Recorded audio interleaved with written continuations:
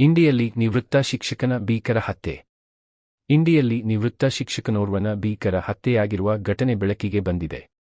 ವಿಜಯಪುರ ಜಿಲ್ಲೆ ಇಂಡಿ ತಾಲೂಕಿನ ಚೌಡಿಹಾಳ ಮಾರ್ಗದಲ್ಲಿ ಇಂಡಿ ಗ್ರಾಮೀಣ ಪೊಲೀಸ್ ಠಾಣೆಯಿಂದ ಸುಮಾರು 600 ಮೀಟರ್ ಅಂತರದಲ್ಲಿ ವ್ಯಕ್ತಿಯೊಬ್ಬರ ಶವ ಪತ್ತೆಯಾಗಿದೆ. ಮೃತರನ್ನು ಸುಮಾರು 66 ವರ್ಷದ ನಿವೃತ್ತ ಶಿಕ್ಷಕ ಸಿದ್ದಪ್ಪ ಅಂಜುಟಗಿ ಎಂದು ಗುರುತಿಸಲಾಗಿದೆ. ಪ್ರಾಥಮಿಕ ಮಾಹಿತಿಯ ಪ್ರಕಾರ ಸಿದ್ದಪ್ಪ ಅಂಜುಟಗಿಯವರನ್ನು ಬೇರೆಡೆ ಹತ್ಯೆ ಮಾಡಿ ಬಳಿಕ ಶವವನ್ನು ಚೌಡಿಹಾಳ ಮಾರ್ಗದಲ್ಲಿ ತಂದು ಎಸೆದು ಹೋಗಿರಬಹುದು ಎಂಬ ಶಂಕೆ ವ್ಯಕ್ತವಾಗಿದೆ.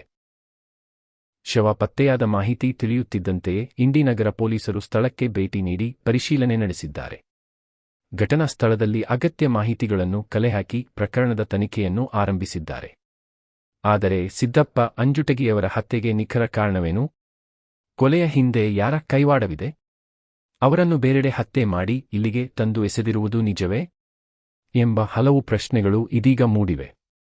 ಈ ಎಲ್ಲಾ ಪ್ರಶ್ನೆಗಳಿಗೆ ಪೊಲೀಸರ ತನಿಖೆಯಿಂದಲೇ ಉತ್ತರ ಸಿಗಬೇಕಿದೆ. ನಿವೃತ್ತ ಶಿಕ್ಷಕನ ಭೀಕರ ಹತ್ಯೆಯ ಸುದ್ದಿ ಇಂಡಿ ತಾಲೂಕಿನಲ್ಲಿ ಆತಂಕದ ವಾತಾವರಣಕ್ಕೆ ಕಾರಣವಾಗಿದೆ. ಪ್ರಕರಣದ ಸಂಪೂರ್ಣ ಸತ್ಯಾಂಶ ಪೊಲೀಸರ ತನಿಖೆಯಿಂದ ಹೊರಬರಬೇಕಿದೆ.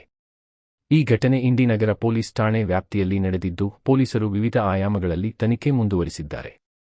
ಸುದ್ದಿಗಳಿಗಾಗಿ ಸಂಪರ್ಕಿಸಿ ವಿಶ್ವದೃಷ್ಟಿ ಕನ್ನಡ ನ್ಯೂಸ್ 24/7.